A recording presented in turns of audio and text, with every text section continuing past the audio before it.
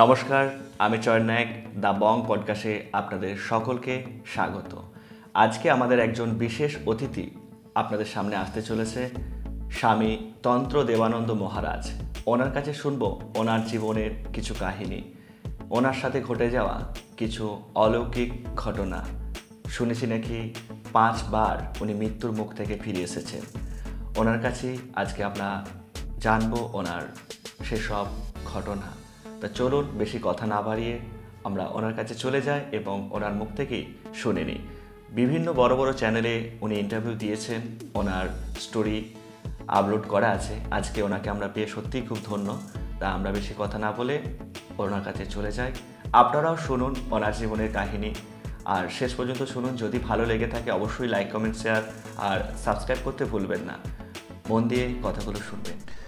নমস্কার, আমি স্বামী তন্ত্র দেবানন্দ আর দি বং পডকাস্টের তরফ থেকে আমাকে আজ আমন্ত্রণ জানানোর জন্য উদ্যোক্তাদের চয়নবাবুকে আন্তরিক ধন্যবাদ। আমার খুবই ভালো লাগছে আপনাদের মুখোমুখি হতে পেরে। আপনারা মন দিয়ে শুনবেন আর কেমন লাগলো সেটা অবশ্যই জানাবেন। আমার জীবনের নানান রকম অভিজ্ঞতা, নানান রকমের ঘটনা, নানা ঘটনার ঘনঘটা নিয়ে আপনাদের মুখোমুখি আজকে হয়েছি। প্রথমেই বলি যে কোনো দিনই আমার জীবন মসৃণ ছিল না। আর 5টা সাধারণ মানুষ যেভাবে জীবন কাটান সেরকম ছিল না। অনেক চড়াই উতরাই পেরিয়ে আমাকে মায়ের কৃপায়, বলা যেতে পারে ঈশ্বরের কৃপায়, 5 বার মৃত্যুর মুখোমুখি হয়েছি। 5 বার অস্বাভাবিকভাবে প্রাণে বেঁচে ফিরে এসেছি আপনাদের মুখোমুখি হতে। আপনাদের ভালোবাসা, আপনাদের সাহায্য, আপনাদের সমর্থন, আপনাদেরকে কুর্নিশ। আপনারা ছিলেন, আপনারা আছেন, আপনারা থাকবেন। ঈশ্বর ছিলেন, ঈশ্বর আছেন, ঈশ্বর থাকবেন। আপনারা প্রত্যেকে ঈশ্বরের অংশ। আপনারা প্রত্যেকে অহম ব্রহ্মাস্মি দ্বিতীয় নাস্তি। মানুষই দেবতা হয় অবতার। আমরা কত সমালোচনা করি, কত গালমন্দ করি, কত খারাপ কথা বলি, কত দুর্ব্যবহার করি, কত অহংকার করি, কত দাপট দেখাই, কিন্তু আমরা কি সত্যিই জানি আর 20টা বছর পর আমরা কোন পথে যাব? আমরা সত্যিই কি কেউ জানি আমাদের জীবন কেন? What is the purpose of life? আমাদের জীবন কোথায় শুরু হয়েছিল? কেন এই মানব দেহ পেয়েছি? এই মানব দেহ পেয়ে আমরা এক্স্যাক্টলি কি করলাম? এই যে মানব দেহ পেয়েছি তা ঈশ্বরকে জানার উদ্দেশ্যে। ঈশ্বরকে জানবো, নিজেকে জানবো, কেন এসেছি, কোথা থেকে এলাম, কি করলাম, আবার কোথায় চলে যাব, এটি বড় প্রশ্ন। তো আমরা যেন একটু মাটিতে পা রেখে চলি আর আমাদের চোখ যেন থাকে আকাশের দিকে। তো এটাই হচ্ছে আমাদের মূল ভাবনা। আমি শ্রী শ্রী মাতৃমন্দির ল্যান্সডাউনে প্রত্যেককে স্বাগত জানাই এবং আপনাদের কাছে বলি যে এখানে এটি একটি অতি প্রাকৃত জগৎ এবং আমি এসটিডি মহারাজ আপনাদের প্রত্যেকের কাছে একটি আবেদন করতে চাই, একটি অনুরোধ করতে চাই। দয়া করে ঈশ্বরমুখী হন। আপনাদের যত যন্ত্রণা, যত কষ্ট, যত ব্যথা, যত বেদনা, আর কেউ শুনুন না শুনুন, আমি শুনবো, আমি থাকবো আপনাদের পাশে। আমি কথা দিলে কথা রাখি। আর এই কলিযুগ, এই সময়টা, আপনারা জানেন কলিযুগের মহামন্ত্র কি? আগেকার মহামন্ত্র ছিল হরে কৃষ্ণ কৃষ্ণ কৃষ্ণ হরে হরে, হরে রাম রাম রাম হরে হরে, হরি বল হরি বল হরি বল, হরি ওম তৎসৎ। এই ছিল একটা সময়। দাপর, ত্রেতা, সত্য সব যুগ পেরিয়ে দাপট এখন কলির। আর আমরাও স্বরাজ পেরিয়ে এখন এসেছি প্রমোটার রাজে। এখনকার কথা হচ্ছে কি, যা করি, মহামন্ত্র কি এখনকার, যা করি তা বলি না, আর যা বলি তা করি না। তো আমাকে শিখতে হয়েছে চাকরি জীবনে কথা দেওয়া হয় কথা না রাখার জন্য। তো কথা শক্তি, ব্রহ্মশক্তি, হ্যাঁ, শব্দই ব্রহ্ম। তো আমরা খুব ক্যাজুয়াল থাকি, সবাই খুব কথা দিই, কথা ফিরিয়ে নিই, কথা রাখি না, ইয়ার্কি করি, ক্যাজুয়াল অ্যাপ্রোচে থাকি, এইভাবেই আমরা চলি আর কি। জীবনটা এরমভাবেই আমরা কাটাচ্ছি। ধর্মে ধর্মে মারামারি, হানাহানি এইসব চলছে চারিদিকে। ধর্ষণ, খুন, চুরি, ডাকাতি এগুলো এখন একটা পারফর্মিং আর্টের পর্যায়ে চলে গেছে। এবং সব কিছুর জন্য মানুষ একটা ডান হাত বাঁ হাত অজুহাত দিতে শিখে গিয়েছে। ওটা তো এই কারণে করতে হয়েছে, ওটা তো এই জন্যে, এটা করেও যদি এটা করা যায়, আমি যদি 10টা খুন করেও আমি একটু 10টা কাপড় দিয়ে দিই, তাহলে তো এটা বরাবর মানে ব্যালেন্স হয়ে গেল, ইকুয়াল হয়ে গেল। গল্পটা অনেকটা এইরকম যে যিনি সিগারেট কোম্পানির মালিক তিনি ক্যান্সার হাসপাতাল খুলেছেন, যিনি সিগারেট তৈরি করেন তিনি হয়তো ক্যান্সার হাসপাতালের স্থপতি, তিনি হয়তো বললেন দেখো it is my CSR, corporate social responsibility, আমি এটি মানুষের সেবার জন্য করছি। তো অনেকটা এইরকম ব্যাপারটা হয়ে গেল। তো এই ব্যাপারটি কিন্তু ভীষণ রকমভাবে ভাবায় আমাকে, কাঁদায়, রাগায়, আবার কখনো কখনো বড় অসহায় মনে হয়, নিজেকেও অসহায় মনে হয় তরুণ প্রজন্মের ছোট ছোট ছেলেমেয়েরা তারা কিভাবে দেখছে আধ্যাত্মিকতাকে। আধ্যাত্মিকতা তো সকলের মধ্যে আছে, আমরা কেন একটু চুপ করে যাই না, কেন একটু শান্ত হয়ে চোখ বন্ধ করে একটু বসি না, কেন আমরা একটুখানি এই ইঁদুর দৌড় থেকে একটুখানি দূরে সরে যাই না। দেখুন নেপালিদের যেমন কুকরি, শিখদের যেমন কৃপান, আমাদের বাঙালিদের কি আছে জানেন? কাঠি। তো এই কাঠি বাঙালি একটু কেউ একটু এগিয়ে যাচ্ছে, ধরা যাক আমি বিকল্প আধ্যাত্মিকতার কথা বলি, অল্টারনেটিভ স্পিরিচুয়ালিটি, যেখানে কোনো টাকা লাগে না, পয়সা লাগে না, তোমরা একটুখানি করো, আপনারা একটু করুন, তোরা একটু কর, একটু ভালোবাস, নিজেকে একটু ভালোবাসুন, নিজেকে একটু চিনুন, নিজেকে একটু জানুন, একটু ঈশ্বরমুখী হন, একটু জপ করুন, একটু ধ্যান করুন, সারা দিনে 2 মিনিট বসুন। আর কিছু বলি না, তো তাতেও দেখবেন অনেক কাঠি আছে। তো বাঙালির নিজস্ব প্রতীক চিহ্ন হচ্ছে কাঠি, বাঙালিকে বলা হয় কাঠিবাজ। তো এটা কেউ রাগ করবেন না, এটা কাঠি ব্যাপারটা কিন্তু আছে, সকলের মধ্যে কম বেশি আছে। এটা PNPC দেখবেন আমাদের এই যে সমাজে, দেখুন আমরা বড় বড় কথা বলি আধ্যাত্মিকতা এইরকম, আধ্যাত্মিকতা ওইরকম। আধ্যাত্মিকতা জলের মতন সহজ, আপনারা সবাই করতে পারবেন।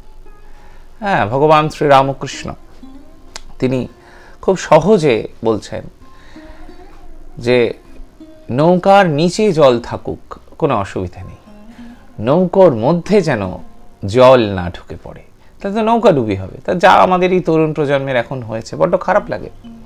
আমাদের সামনে কোনো রোল মডেল নেই, আমাদের সামনে কোনো দর্শন নেই, কোনো আদর্শ নেই। আমরা ঠিক বুঝতেই পারছি না যে কোন দিকে আমাদের যাওয়া উচিত, কি আমাদের করা উচিত, আমরা বুঝেই উঠতে পারছি না। তো এমন একটা দিশাহীন সময় দাঁড়িয়ে আছি। তো এটা একটা বিষয়, এটা একটা বড় ভাবনার বিষয়, এটা একটা চ্যালেঞ্জের বিষয়, এটা একটা লড়াইয়ের বিষয়, জীবন ধারণের জন্য লড়াই, বেঁচে থাকার জন্য লড়াই, আগামীর ভবিষ্যৎকে খানিকটা বোঝার জন্য লড়াই। এই লড়াইটা কিন্তু প্রত্যেকের লড়াই, যে যেখানে লড়ে যায় আমাদের এই লড়া, জীবনের কথা বলা, এটা কিন্তু বড় দিক। এবং আমরা যদি সারাদিনের শেষে মানুষকে ভালো না বাসতে পারি, ওই PNPC, ওই নোংরামো, কার কোথায় ত্রুটি আছে, কে সোজা, কে বেঁকা, কে কালো, কে ফর্সা, কে লম্বা, কে বেঁটে, কে কোথায় গেছে, কে কোথায় যায়নি। এবং আমি একটি কথা খুব বলে থাকি যে বেশ্যালয় যদি না থাকতো, সমাজ তো বেশ্যালয়কে খুব ঘেন্না করে, সেখানেও কিন্তু মাতৃভাবেরই উপাসনা হওয়া দরকার। এবং সেই মাতৃভাব তার যদি উপাসনা না হয়, ভগবান শ্রী রামকৃষ্ণ এটি দেখিয়েছেন, শিখিয়েছেন, মাতৃবন্দনার জন্য কিন্তু আমরা বলি প্রদত্ত, এটা ভাবতে হবে। সালটা কত হবে? 2009। বৃষ্টি স্নাত একটি দিন সাদার্ন অ্যাভিনিউতে অফিস শেষে বাড়ি ফিরছি, হঠাৎ দেখি আমার পুরনো বন্ধু সৌমিত্র আমাকে হাত নিয়ে রাখছে। কিরে, কেমন আছিস? ভালো আছিস? আয় এদিকে আয়। তো স্বাভাবিকভাবে সৌমিত্র আমার বন্ধু, আমি জানি সে HDFC ব্যাংকে চাকরি করে। তো হঠাৎ এদিকে আমি একটুখানি অবাক হলাম। তার অফিস তো ডালহাউসিতে, হয়তো কোনো কাজে এসেছিল। আমি তার কাছে পৌঁছতেই বললো, কিরে কেমন আছিস, এখন ফোন টোন একদম করিস না, কি ব্যাপার, তোর খবর কি? তো আমি বললাম, নানান কাজের চাপ, ব্যস্ততা, নিজেরা সবসময় ফোন করে ওঠা হয় না, কিছু মনে করিস না, একসাথে স্কুলে পড়তাম। তো পুরনো কয়েকটা কথা বলার পরেই হঠাৎ সে বলল তার একটি ভয়ঙ্কর ঘটনার কথা। এই সাদার্ন অ্যাভিনিউতে কোনো একটি ঝড় বৃষ্টির রাতে সে আর তার ফিয়ান্সে অর্থাৎ প্রেমিকা, গার্লফ্রেন্ড, তারা বৃষ্টিতে ভিজে একেবারে চুপচুপে হয়ে গেছে। আকাশ ভাঙা বৃষ্টিতে তারা একটু ছাদ খুঁজতে চেষ্টা করেছে। তো এই দক্ষিণ কলকাতার সাদার্ন অ্যাভিনিউয়ের মতন রাজপথে একটি অ্যাপার্টমেন্টের পার্কিং লটে তারা আশ্রয় নিয়েছিল, এবং সেই পার্কিং লটে তারা যখন আশ্রয় নেয়, ঢোকে, তখন তাদের ভয়ঙ্কর একটি অভিজ্ঞতা হয়। ওপর থেকে ধপ করে একটি জঞ্জালের মতন কিছু প্লাস্টিকে মুড়ে ফেললো। তারা ভেবেছে জঞ্জাল, তো দেখে রক্তাক্ত একটি শিশু পড়ে আছে। সাংঘাতিক ঘটনা। তারা দুজনেই ওখান থেকে পালাতে চেষ্টা করে, কিন্তু পালাতে পারে না। তাদের দুজনের শরীর ভারী হয়ে যায়, একেবারে পাথরের মতন হয়ে যায়। দৌড়তে দৌড়তে তারা একটি ম্যাটাডোর ভ্যানে ওঠে, এবং কিছু বুঝে ওঠার আগেই একটু চলার পর টালিগঞ্জ ফাঁড়ির কাছে তারা দেখে যে ম্যাটাডোরটি খুব জোরে ব্রেক কষল, পারল না, নিয়ন্ত্রণ হারিয়ে একটি ট্যাক্সিতে ধাক্কা দিল, এবং তাতেই দুজনের মৃত্যু হয়। দুজনের মৃত্যু হয়েছে, সৌমিত্র এটি বলছে। আমি অবাক হয়ে গেলাম। তাহলে আমার সামনে দাঁড়িয়ে যে এখন কথা বলছে সে আসলে কে? আমার হাত পা ঠান্ডা হয়ে যাচ্ছে। আমি কিছু বুঝে ওঠার আগেই আমি দেখলাম সৌমিত্র এগিয়ে গেছে আমার চেয়ে অনেকটা, প্রায় অনেকটা দূরে। তো আমি আবার দেখছি সৌমিত্র আমার কাছে চলে আসছে, অনেকটা কাছে, একেবারে আমার পাশে।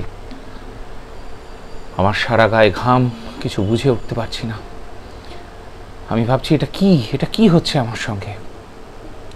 যখন ভালো করে পুরো পরিস্থিতিটা বুঝলাম, তখন দেখলাম সৌমিত্র অন্য কোনো মানুষের শরীর ধারণ করেছে। তার অপূর্ণ স্বাদ, সে এখন প্রেত দ্বারাই সে আক্রান্ত হয়েছিল। এবং সে যখন প্রেত হন্টেড হাউস, প্রেতেদের বাড়ি, ওই সাদার্ন অ্যাভিনিউয়ের ওই ফ্ল্যাটটি, ওই পার্কিং লটটি, তো ওই বাড়িটিতে কেউ সচরাচর যায় না। এটি সৌমিত্র আমাকে পরে বলে। তারা ওই যে ম্যাটাডোরটি যে চালিয়ে নিয়ে গেছে, সে বলেছে, আপনারা তো ওই বাড়িটিতে গিয়েছিলেন না? আপনি জানলেন কি করে?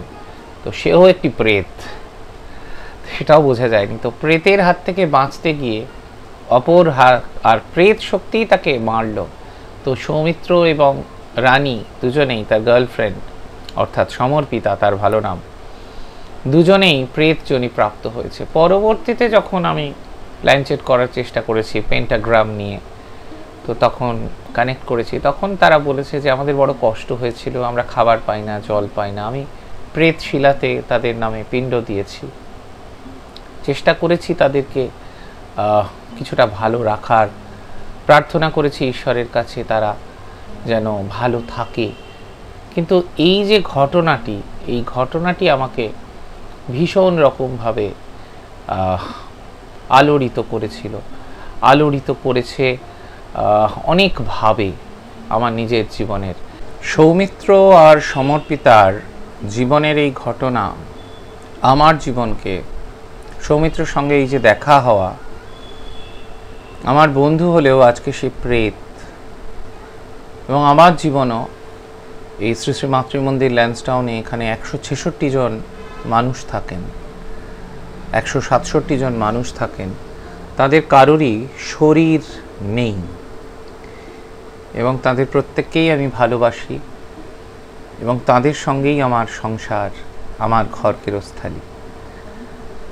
যেমন আদ্যাশক্তি মহামায়া রয়েছেন, শ্রীমৎ দক্ষিণা কালিকা রয়েছেন, তাঁর মন্দির, অন্যান্য দেবদেবীরা আছেন। গুজ্জাতে গুজ্জ পূজন যেমন হয়, ঠিক সেই রকম মহাদেব যিনি মহাপ্রেত, তাঁরও পূজা প্রতিদিন হয়। মহাকাল ভৈরব, নৃসিংহদেব, মহাবিষ্ণু, তাঁরও উপাসনা এখানে হয়ে থাকে। তো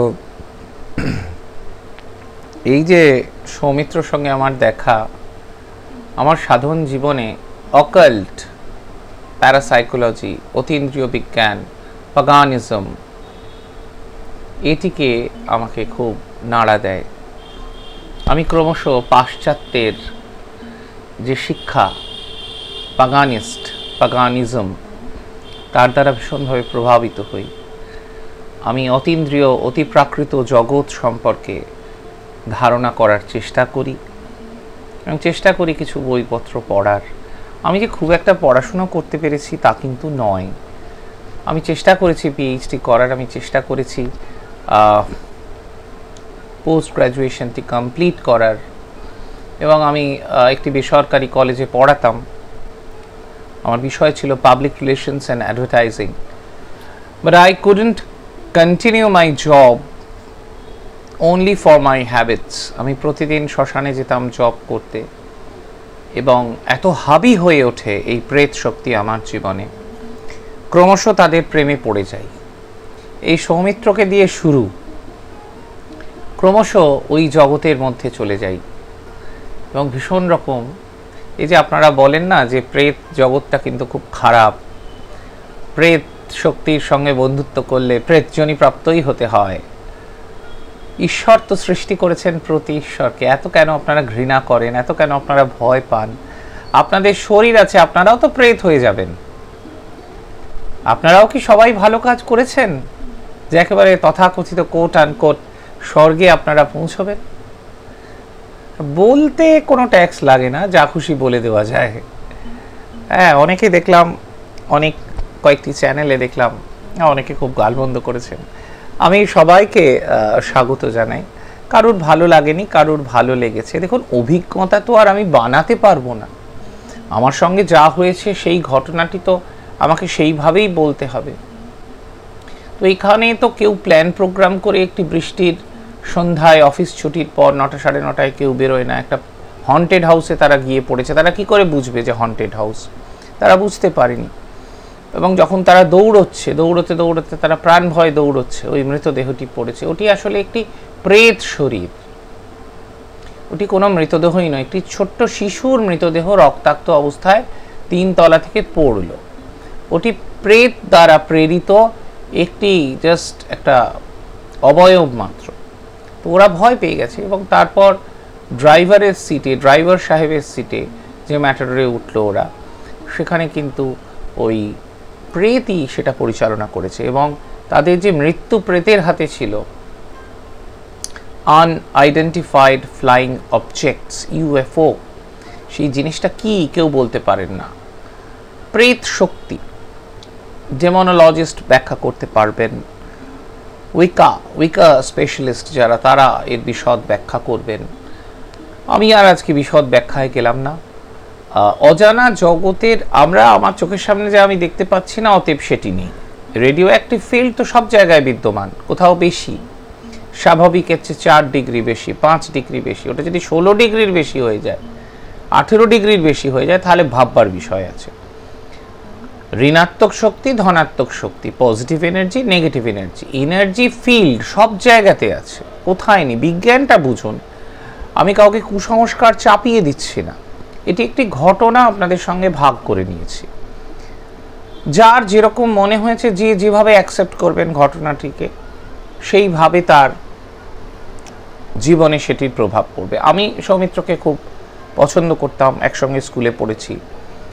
আমার মনে হয়েছে আমি প্রেতশিলায় তার নামে পিণ্ডদান করেছি, চেষ্টা করেছি আমাদের যেটি পূজা পদ্ধতি সেটিকে করার, ঈশ্বরের কাছে প্রার্থনা করেছি যাতে তার মুক্তি হয়। কিন্তু আপনারাও প্রার্থনা করবেন, এটি আমার অনুরোধ। দেখুন, এই মানুষগুলো তো আমাদের এই পৃথিবীরই মানুষ ছিলেন কোনো এক সময়, কালক্রমে কোনো ঘটনায় দুর্ঘটনায় এরকম হয়ে গিয়েছেন। আমার নিজের শরীরেও অনেক রোগ বাসা বেঁধেছে। এক একজন মানুষ এক একভাবে ব্যাখ্যা করেন, এক একজন চিকিৎসক। অনেক সময় রাতে আমার ঘুম হয় না, হ্যাঁ, অনেক রকম হার্টের অসুখ আছে, অনেক রকম অসুখ। অনেকে বলে থাকেন এটা আপনার মতো মানুষের এটা হওয়ার কথা নয়, যেহেতু আপনি এই জগতের বাসিন্দা নন, মেটেরিয়াল ওয়ার্ল্ড, এই যে আমাদের জাগতিক দুনিয়া, তার মধ্যে আমি বাস করি না, সেই জন্যেই হয়তো এরকম একটি অসুখের কারণ অনেকে বলে থাকেন। তো এই ঘটনাটি কিন্তু আমাকে নাড়িয়ে দেয় এবং আমি প্রেত তত্ত্বের দিকে অগ্রসর হই। এবং আমি যখন 6 পয়েন্ট পেন্টাগ্রাম বা 6 পয়েন্ট পেন্টাকল, তার দিকে যখন আমি প্ল্যানচেটে, আপনারা যাকে বলেন প্ল্যানচেট আত্মার সাথে একটু কথোপকথনের প্রচেষ্টা করেছি, তখন কিন্তু সৌমিত্র বলেছে যে তার আমার প্রতি কোনো বিদ্বেষ নেই, কোনো রাগ নেই। সে আমাকে এই কথাটা জানাতে চায়, এই পৃথিবীর সমস্ত মানুষ জানুক প্রেত শক্তি কখনো খারাপ কখনো ভালো, সব প্রেত খারাপ হন না, ঠিক যেমন সব মানুষ ভালো হন না, সব মানুষ খারাপ হন না, ঠিক সেই রকম। আগামী দিনে আপনাদের মুখোমুখি হব আমার জীবনের নানা অজানা কথা নিয়ে, ঘটনা নিয়ে। না বলা অনেক কথা জমে আছে, সব বলবো আপনাদের সঙ্গে। প্রখ্যাত অকাল্টিস্ট ঋতুপর্ণ ঘোষ, তিনি আমাকে একটি চিঠি লিখেছিলেন এবং তার সাথে আমার পরিচয় হয়, তার জীবনে নানান ঘটনা, আমার সঙ্গে তার সংযোগ। যাদবপুর বিশ্ববিদ্যালয়ের র্যাগিংয়ে আক্রান্ত, আপনারা জানেন স্বপ্নদ্বীপের সঙ্গে আমি যোগাযোগ করার চেষ্টা করেছিলাম। সে আমাকে কি বলেছিল আগামী পর্বের জন্যে তোলা রইল। জয় রামকৃষ্ণ, জয় মা।